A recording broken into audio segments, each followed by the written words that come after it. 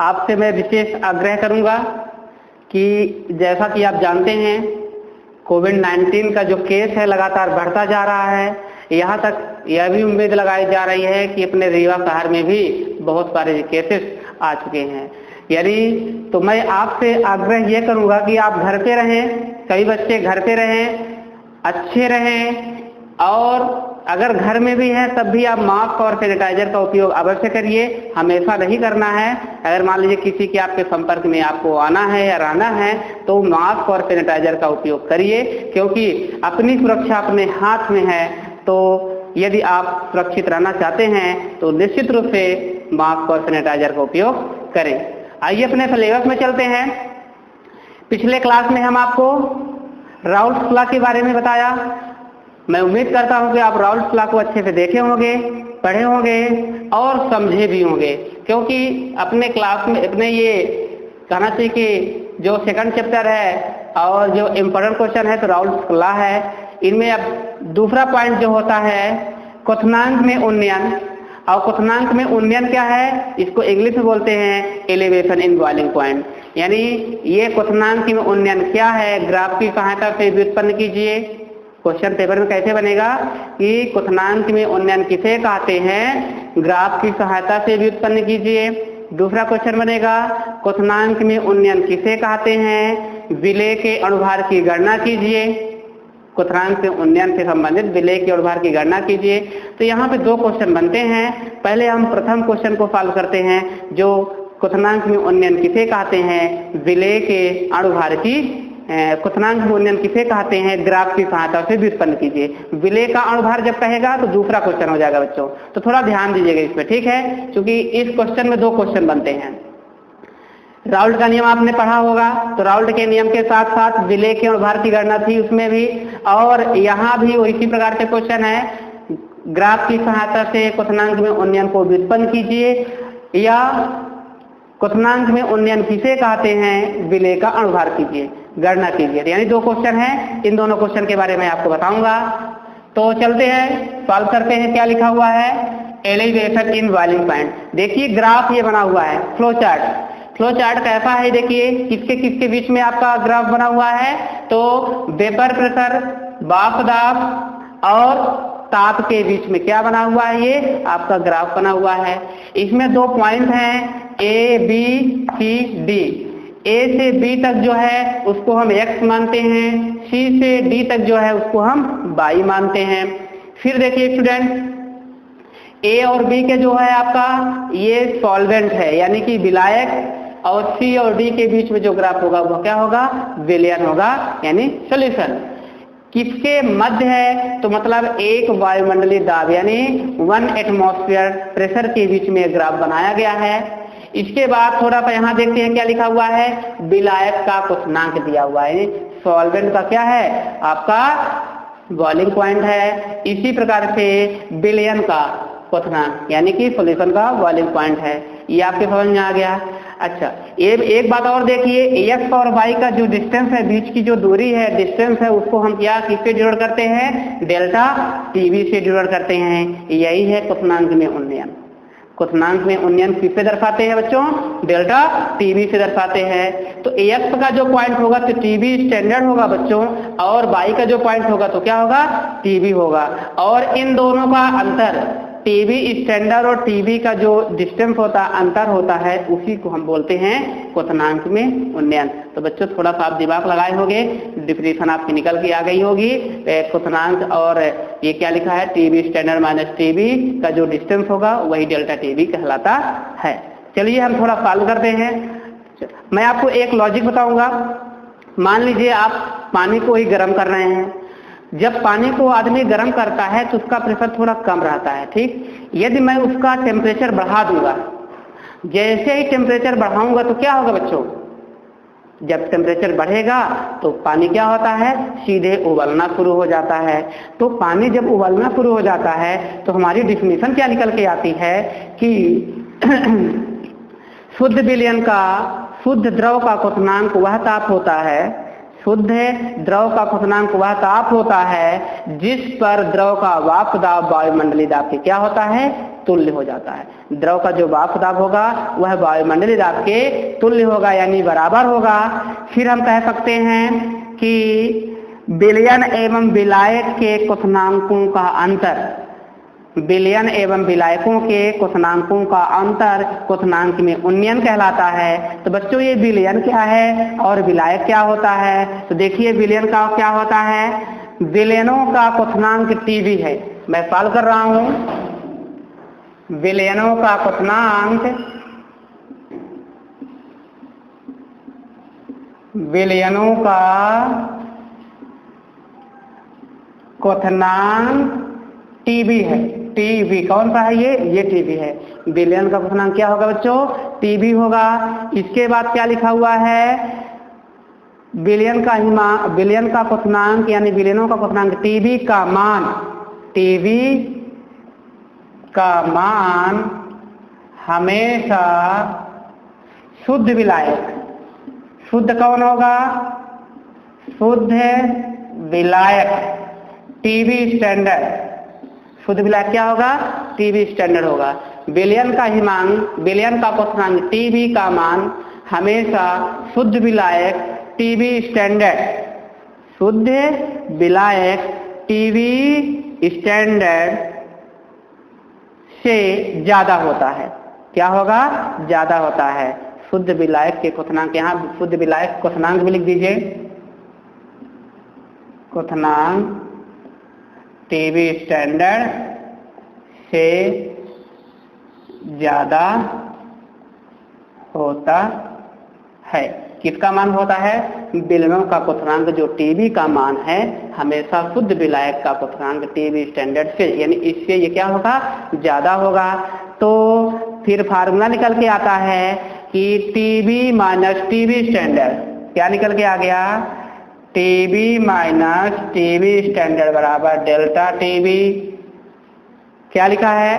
TB minus delta T बराबर delta, TB minus TB standard बराबर delta TB हो गया। ये टीबी क्या है? विलयन का क्वथनांक है। टीबी स्टैंडर्ड क्या है? शुद्ध विलायक का क्वथनांक है। तो डेल्टा टीबी क्या है? क्वथनांक में उन्नयन है। क्या है? क्वथनांक में उन्नयन। तो डेफिनेशन क्या निकल के आ गई? विलयन एवं विलायकों के क्वथनांकों का अंतर, विलयन एवं विलायकों के क्वथनांकों का अंतर क्वथनांक में उन्नयन कहलाता है। डिफिनेशन के आधार पर आप परिभाषा निकाल सकते हैं बच्चों। आपका सूत्र निकल के आ गया, TB minus TB standard equal to delta TB. ये कहाँ पे आया? आपके सामने यहाँ है। विलयन विलायक का टीबी स्टैंडर्ड हो जाएगा। अब विलयन हमारा क्या होगा? टीबी देख लीजिए, आपके विलयन का आपका टीबी यहाँ लिखा हुआ है और आपका ये टीबी जो लिखा हुआ है देखिए, विलयन का क्वथनांक यहाँ लिखा है, विलयन का लिखा हुआ है। टीबी स्टैंडर्ड क्या लिखा हुआ है? शुद्ध विलायक का क्वथनांक, यानी आप यहाँ पे देख ले टीबी स्टैंडर्ड जो लिखा हुआ है इसके ऊपर शुद्ध विलायक का क्वथनांक, आप यहाँ पे शुद्ध भी लिख सकते हैं। तो डिफिनेशन समझ में आ गई बच्चों? मैं उम्मीद करता हूँ आप अच्छे से समझ गए होंगे। और यदि नहीं तो आप पुनः देख लीजिए, विलयन और विलायकों के क्वथनांकों का अंतर क्वथनांक में उन्नयन कहलाता है। TB minus TB standard equal to delta TB. Standard, मैं इसको यहाँ पे स्टैंडर्ड बोल रहा हूँ, ठीक है ना, याद रखना। फिर आगे चलते हैं। अब हम आगे सॉल्व करते हैं किसके किसके बीच में? वाष्प दाब। वाष्प दाब को किससे दर्शाते हैं? P। वाष्प दाब और ताप के बीच यानी टेम्परेचर के बीच हमने ग्राफ बनाया तो दो वक्र प्राप्त होते हैं। क्या? दो वक्र। तो पहले वक्र को हम डिफाइन करते हैं। क्या होगा? देखिएगा, लिखना हो आपको, लिख सकते हैं। वक्र AB विभिन्न तापों पर शुद्ध विलायक के वाष्प दाब को व्यक्त करता है। कैसे? वक्र AB, कहाँ AB? ये वक्र AB विभिन्न तापों पर शुद्ध विलायक के वाष्प दाब को व्यक्त करता है। ये लिखा हुआ है शुद्ध विलायक, तो आपको याद रखना है वक्र AB विभिन्न तापों पर शुद्ध विलायक के वाष्प दाब को व्यक्त करता है तथा बिंदु X पर क्या लिखा हुआ है? TB standard. टीबी स्टैंडर्ड क्या है? शुद्ध विलायक का वाष्प दाब। तो क्या होगा? तथा बिंदु X पर शुद्ध विलायक का वाष्प दाब वायुमंडलीय दाब के तुल्य हो जाता है और यह बिंदु शुद्ध विलायक के क्वथनांक टीबी को व्यक्त करता है। यह बिंदु शुद्ध विलायक का क्वथनांक टीबी को व्यक्त करता है। आया समझ में बच्चों? कैसे? पहला पॉइंट मैंने बता दिया, चूंकि पहला वक्र क्या था, इससे है वक्र AB विभिन्न तापों पर शुद्ध विलायक के वाष्प दाब को व्यक्त करता है, तथा x जो है हमारा शुद्ध विलायक का जो क्वथनांक होगा वायुमंडलीय दाब के तुल्य हो जाता है, यानी बराबर होता है, और TB स्टैंडर्ड शुद्ध विलायक के क्वथनांक को व्यक्त करता है या शुद्ध विलायक के वाष्प दाब को व्यक्त करता है। यदि आपको थोड़ा शुद्ध शब्द बोल रहा है तो आप यहाँ पे नोट कर लीजिए, शुद्ध विलायक का क्वथनांक। आया समझ में? चलिए दूसरा वक्र बात करते हैं। दूसरे वक्र की क्या, वक्र AB की बात कर रहा हूँ। क्या है, मैं यहाँ पे लिख नहीं रहा हूँ, आप लिख लीजिएगा।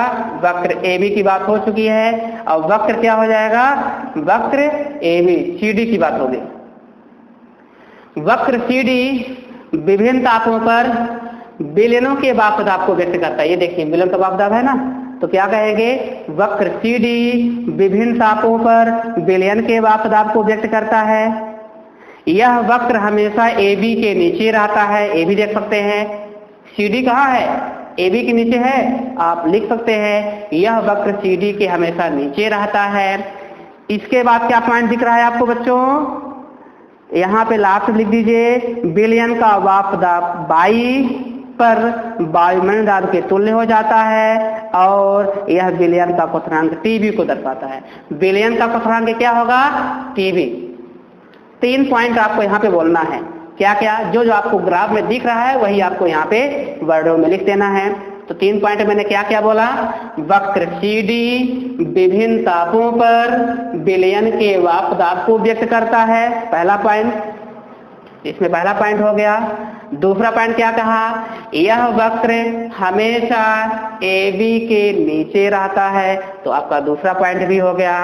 तीसरा पॉइंट क्या होगा बच्चों, तीसरा पॉइंट नोट कर लीजिएगा इसको, B को। कैसे, TB क्या है, यह वक्र बिंदु बाई पर विलयन का क्वथनांक को व्यक्त करता है, या विलयन के क्वथनांक वाष्प दाब को, या ऐसा भी लिख सकते हैं, यह बिंदु क्वथनांक विलयन के क्वथनांक बिंदु बाई को व्यक्त करता है। जिस वर्ष में आपको वर्ड यूज करना हो आप लिख सकते हैं। 3 पॉइंट मैंने इसमें लिखा और 2 पॉइंट आपका इसमें लिखा।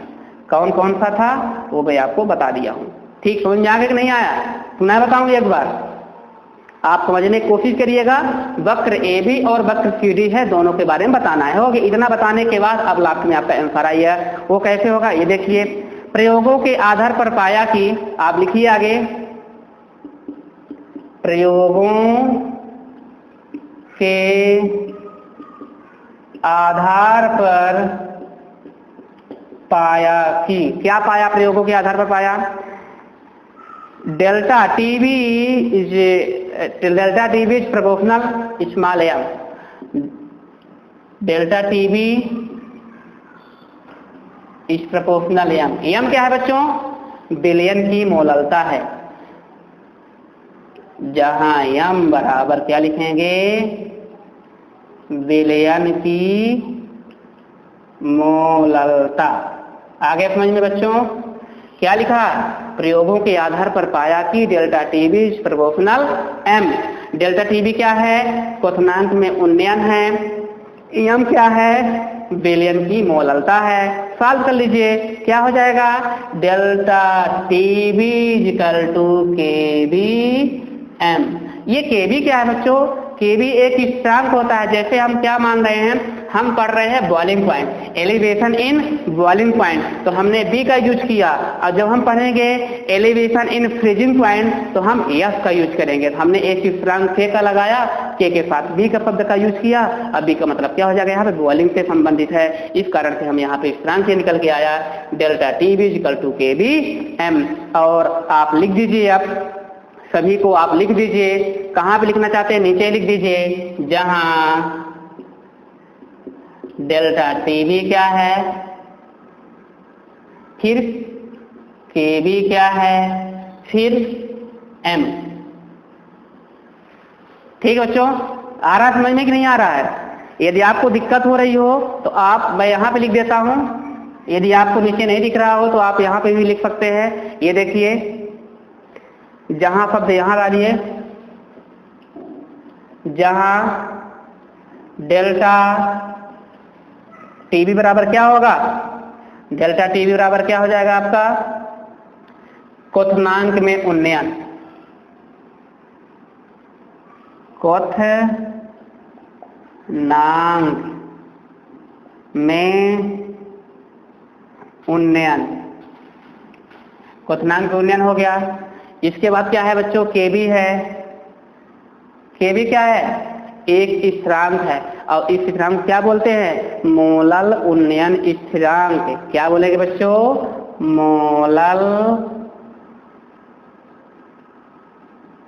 उन्नयन स्थिरांक। इसके बाद बच्चों क्या बचा, केबी के बाद यम बचा है, इसको क्या बोलते हैं, विलयन की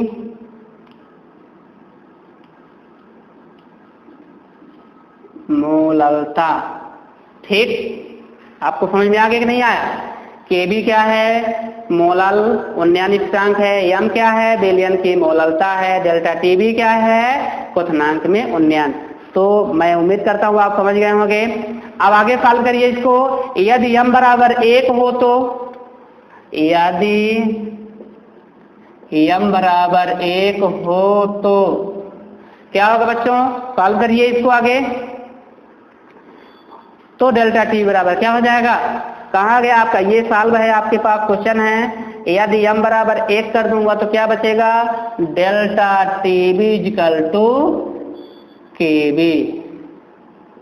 समझ में आ गया, डेल्टा टीबी इक्वल टू क्या निकल के आया, केबी।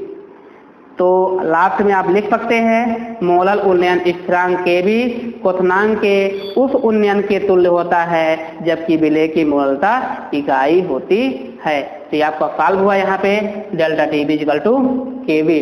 तो बच्चों समझ में आया क्या, हमने आपको क्या बताया, एलिवेशन इन बॉइलिंग पॉइंट में क्वथनांक में उन्नयन में हम ग्राफ की सहायता से इसको व्युत्पन्न किया, सूत्र व्युत्पन्न किया, मेरे पास 2 सूत्र आया, delta TB equal to KVM और delta TB equal to KV. एक बार इसको पुनः देख लीजिए। 2 इसके आधार पर मैंने इसको अब फार्मूला बता देता हूं। आपको क्या लिखना है, विलयन एवं विलायकों के, विलयन एवं विलायकों के, ये किसका है, विलयन है ना, तो विलयन एवं विलायकों के क्वथनांकों का अंतर क्वथनांक में उन्नयन कहलाता है। फिर विलयन का क्वथनांक टीबी है, का मान हमेशा शुद्ध विलायक का क्वथनांक टीबी से ज्यादा होता है। फार्मूला के आधार पर टीबी माइनस टीबी स्टैंडर्ड बराबर डेल्टा टीबी। विलयन एवं विलायकों के क्वथनांकों का अंतर क्वथनांक में उन्नयन कहलाता है। ग्राफ आप देख सकते हैं, ए बी और सी डी वक्र बना हुआ है। ए बी जो हमारा होगा वह विलायक का होगा, सॉल्वेंट का होगा। इसके बाद सी डी जो हमारा होगा विलयन का होगा, सॉल्यूशन का होगा। जो हमारा एक्स पॉइंट होगा वह टीबी स्टैंडर्ड है, यानी शुद्ध विलायक का क्वथनांक है, और या बात आप कह सकते हैं। और इसके बाद बाई जो पॉइंट होगा वह टीबी होगा, यानी कि विलयन का होगा। इसके बाद देखिए क्या लिखा हुआ इसमें, एक वायुमंडल पर ग्राफ खींचा हुआ है। तो हम आप आगे वक्र की बात करता हूं। इसमें 2 वक्र प्राप्त होते हैं। पहला वक्र ए बी विभिन्न तापों पर, वक्र ए बी विभिन्न तापों पर शुद्ध विलायक के वाष्प दाब को व्यक्त करता है, तथा बिंदु x पर शुद्ध विलायक का क्वथनांक क्या है, टीबी स्टैंडर्ड को व्यक्त करता है। 2 पॉइंट हो गए। इसी प्रकार से आप क्या लिखेंगे, वक्र सीडी विभिन्न तापों पर विलयन के वाष्प दाब को व्यक्त करता है। यह वक्र हमेशा ए बी के नीचे रहता है। तीसरा पॉइंट क्या बोलेंगे, तथा बिंदु बाई पर क्वथनांक में उन्नयन, या ऐसा कर सकते हैं विलयन का क्वथनांक टीबी को व्यक्त करता है। इसके बाद मैंने इतना पॉइंट बनाया, प्रयोगों के आधार पर पाया कि delta TB directly proportional small M, delta TB equal to KVM. ये केबी कहाँ पे आया, यम कहाँ पे आया, तो यम आपका फार्मूला है, मोलल उन्नयन स्थिरांक होता है। क्या विलयन के, यम बराबर विलयन की मोललता है। केबी क्या है, केबी का मतलब मोलल उन्नयन स्थिरांक। इसके बाद मैंने टीबी क्या है, केबी क्या है, एम बी क्या है, मैंने यहाँ पे बता दिया। ये भी क्या, डेल्टा टीबी इक्वल टू क्वथनांक में उन्नयन, Kb इजिकल टू मोलल उन्नयन स्थिरांक, m इजिकल टू विलयन की मोललता। यदि m इजिकल टू 1 हो, अगर m के स्थान पर हम 1 रख देंगे तो क्या होगा, डेल्टा टीवी इक्वल केवी, और आपका ये सूत्र निकल के आया। अब सूत्र के आधार पर व्युत्पन्न हो गया। तो स्टूडेंट ये रहा है आपका, सूत्र की सहायता से क्वथनांक में उन्नयन को व्युत्पन्न करना है, या ग्राफ की सहायता से क्वथनांक में उन्नयन को व्युत्पन्न कीजिए। इसके बाद आता है कि क्वथनांक में उन्नयन द्वारा क्या, क्वथनांक में उन्नयन द्वारा विलेय के अणुभार की गणना करनी है। तो बच्चों मैं आपको इसके बाद नेक्स्ट बताने वाला हूं, क्वथनांक में उन्नयन द्वारा विलेय के अणुभार की गणना।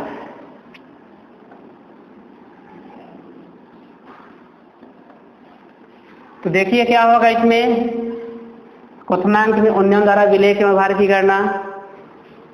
रोकने की सुविधा है, एक मिनट।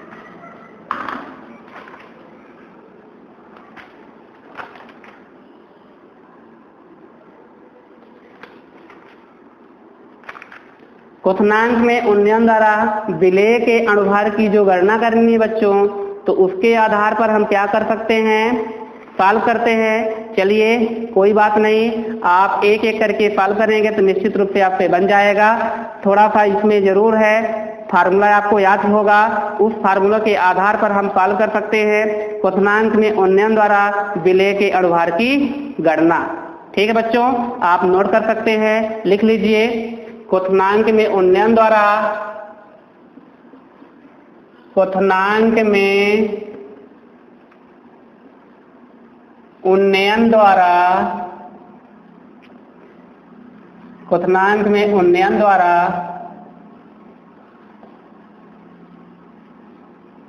विलेय के अणुभार की गणना। मैं इसको मिटा रहा हूं बच्चों, ठीक है। नेक्स्ट हम उसके अणुभार की गणना करेंगे। तो सूत्र तो याद हो गया होगा आपको, डेफिनेशन भी याद हो गई होगी, आप इसको समझने की कोशिश करेंगे। इंपॉर्टेंट क्वेश्चन सभी हैं, चारों क्वेश्चन में से कोई न कोई पेपर में निश्चित रूप से आता है। क्योंकि राउल्ट का नियम फर्स्ट है और इम्पोर्टेंट है, उसको फर्स्ट बताया गया है।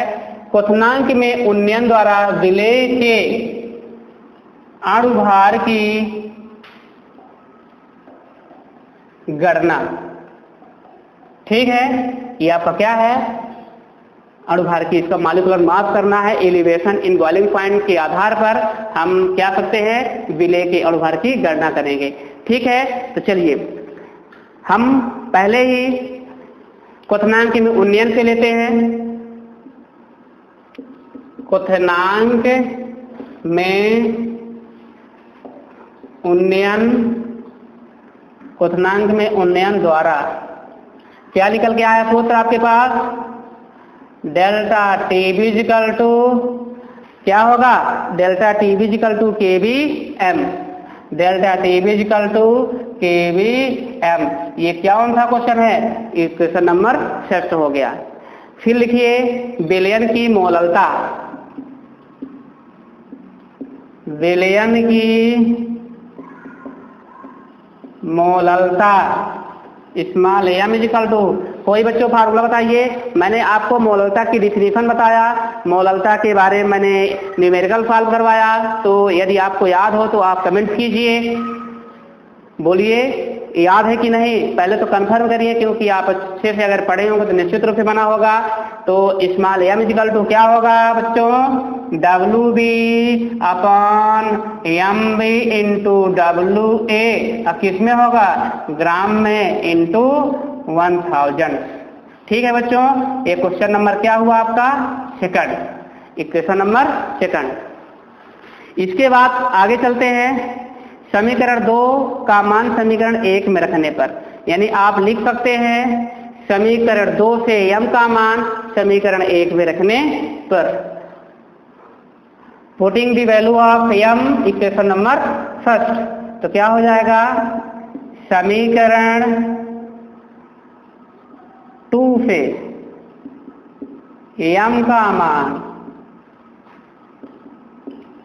समीकरण 1 में रखने पर पुट कर दीजिए वैल्यू, m का मान समीकरण सेकंड से समीकरण 1 में आप इक्वेशन नंबर फर्स्ट में रख दीजिए। क्या हो जाएगा, delta TB equal to KB into, अब आपको क्या हो जाएगा, स्मॉल एम आ गया, तो एम का मतलब क्या हो जाएगा यहाँ पे टीबी, तो एम का मान क्या हो जाएगा W B into 1000 upon M B into W. ये बी है बच्चों, आप डाउट मत होइएगा क्योंकि मैं बोल भी रहा हूँ डब्ल्यू बी, अगर लिखने में कोई त्रुटि हो जाएगी तो आप उसे माइंड नहीं करना है, आप थोड़ा उसको देख लीजिएगा, ठीक है। डब्ल्यू ए ग्राम में आया। अब बच्चों ये बताइए, मुझे एम बी चाहिए, चूंकि विलेय के अणुभार की गणना करनी है, एम बी चाहिए, तो एम बी कहाँ से निकालें, यहीं से निकालेंगे। अच्छा, जब मैं एम बी यहाँ से निकालूंगा, ध्यान दीजिएगा, यदि मैं यहाँ पे एम बी निकालूंगा तो डेल्टा टीबी तो ये है ही, ये केबी का मल्टीप्लाई नीचे नहीं होगा ऊपर होगा, ठीक है। तो विशेष थोड़ा ध्यान देंगे तो क्या हो जाएगा, देखिए एम बी मैं यहाँ से निकालूंगा, एम बी बराबर एम बी इक्वल हो जाएगा केबी इंटू क्या होगा बच्चों, M B equal to KB into W B into 1000, क्या हो जाएगा M B equal to KB into W B into 1000 upon, ये आपका क्या है, एम बी यहाँ पे निकल चुका है, तो बचा क्या यहाँ पे डेल्टा टीबी इंटू क्या बचा है डब्ल्यू ए, किसमें बच्चों ग्राम में दिया है, आप यहाँ पे लिख दीजिए और आपका ये निकल के आ गया क्वेश्चन नंबर 3। आगे समझिए बच्चों, अब आप लास्ट में लिख दीजिए, क्या लिखेंगे, क्वथनांक में उन्नयन द्वारा विलयन की मोललता या विलेय के मोलों की संख्या पर निर्भर करता है और यह एक अल्पसंख्यक गुणधर्म है। यानी और आप ऐसा भी लिख सकते हैं, समीकरण 3 की सहायता से विलेय के अणुभार की गणना की जा सकती है। यानी आप समीकरण 3 से एम बी की गणना कर चुके हैं, तो एम बी की गणना के आधार पर यदि मान लीजिए किसी का मैं मान यहाँ पे दे दूंगा तो आप यहाँ पे एम बी की गणना कर सकते हैं। तो आप लास्ट में लिख दीजिए समीकरण 3 की सहायता से विलेय के अणुभार की गणना की जा सकती है। बच्चों ये इम्पोर्टेंट क्वेश्चन है, वेरी इम्पोर्टेंट क्वेश्चन। क्यों बोल रहा हूँ, क्योंकि जो आपका मैं अणुसंख्यक गुणधर्म बताया हूँ उस अणुसंख्यक गुणधर्म से मतलब कहना चाहिए कि जो आपका qualitative properties of dilute solution जो दिया है आपका तन विलयनों के लिए अणुसंख्यक गुणधर्म, जिनमें से 4 पॉइंट होते हैं। क्या है चारों पॉइंट, आपको मैं बताया हूँ, elevation in boiling point, depression in freezing point और ऑस्मोटिक प्रेशर जिसको बोलते हैं, एक और आपका क्या है राउल्ट्स लॉ। ये चारों पॉइंट में से कोई न कोई पेपर में निश्चित रूप से आता है। तो मैंने आपको पिछले वीडियो में मैंने आपको राउल्ट्स लॉ बताया, सेकंड वीडियो में, इसके बाद का वीडियो में आज को मैंने क्या बताया आपको, क्वथनांक में उन्नयन बताया। क्वथनांक में उन्नयन 2 क्वेश्चन बनते हैं, विलेय के अणुभार की गणना करना दूसरा क्वेश्चन है। प्रथम क्वेश्चन है सूत्र की सहायता से क्वथनांक में उन्नयन को सूत्र व्युत्पन्न कीजिए या ग्राफ की सहायता से क्वथनांक में उन्नयन को व्युत्पन्न कीजिए। तो मैंने आपको दोनों क्वेश्चन के बारे में जानकारी दिया। ये जो विलेय के अणुभार की गणना है, तो प्रश्न कैसा इसका बनेगा, लिखना है तो आप लिख लीजिए, क्वथनांक में उन्नयन किसे कहते हैं, क्वथनांक में उन्नयन किसे कहते हैं, विलेय के अणुभार की गणना कीजिए। तो क्वथनांक में उन्नयन की परिभाषा क्या लिखना है, आपको अगर लिखना हो तो लिख लीजिए। मैंने आपको बताया था, क्या बताया था, टीबी माइनस टीबी स्टैंडर्ड बराबर डेल्टा टीबी। ठीक है बच्चों, TB minus delta TB equal to क्या हो जाएगा, TB minus TB standard, delta TB नहीं, TB minus TB standard equal to क्या हो जाएगा डेल्टा टीबी की परिभाषा बन जाएगी।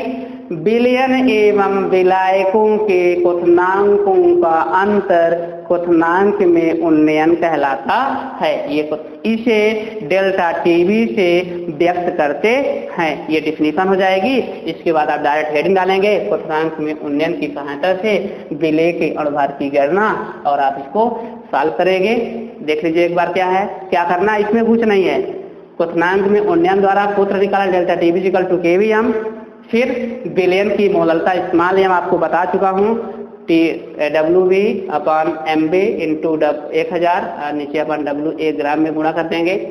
समीकरण 2 से m का मान समीकरण 1 में रख देंगे, तो मैंने मान रख दिया। इसके बाद MB को मैंने यहाँ निकाल लिया, इसका मल्टीप्लाई यहाँ पे कर दिया, तो क्या हुआ, delta MB equal to KB into WB into 1000, इसका मल्टीप्लाई इसमें होगा, और नीचे क्या बचा, इसका मल्टीप्लाई यहाँ डेल्टा TB इंटू WA, और समीकरण 3 निकल के आया।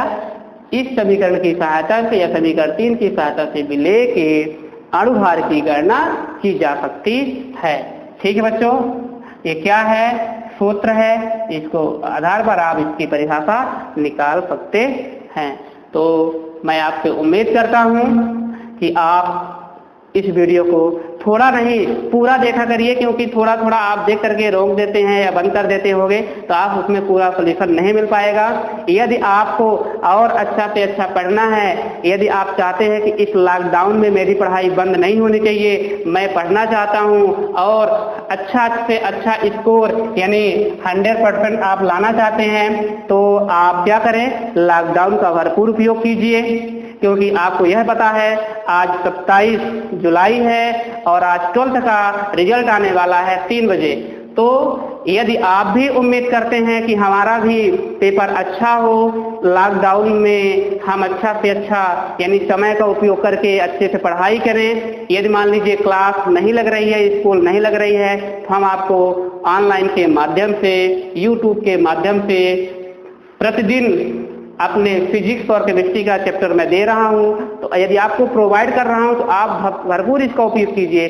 क्यों कि आप जानते हैं कि यदि स्कूल नहीं लग रही है, कोचिंग नहीं लग रही है, तो कम से कम ऑनलाइन की क्लास तो मिल रही है, तो आप इसका भरपूर उपयोग कीजिए। यदि आप अच्छा पढ़ने की उम्मीद करते होंगे तो मैं आपको और अच्छा से अच्छा बेहतर और अच्छा से अच्छा वीडियो बनाऊंगा, इंपॉर्टेंट क्वेश्चन बताने की कोशिश करूंगा।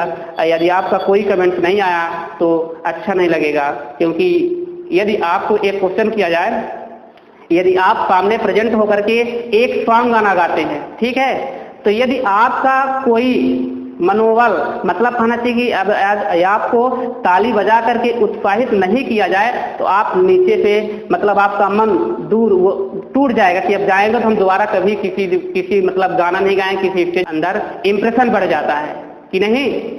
तो आप उम्मीद करिए उसी प्रकार से यदि मैं यहाँ पढ़ा रहा हूँ, आप अच्छे से उसको देखिए, पढ़िए, समझिए, फिर नहीं बनता है तो उसको क्वेश्चन भी कीजिए, मैं आपके क्वेश्चन का जवाब दूंगा।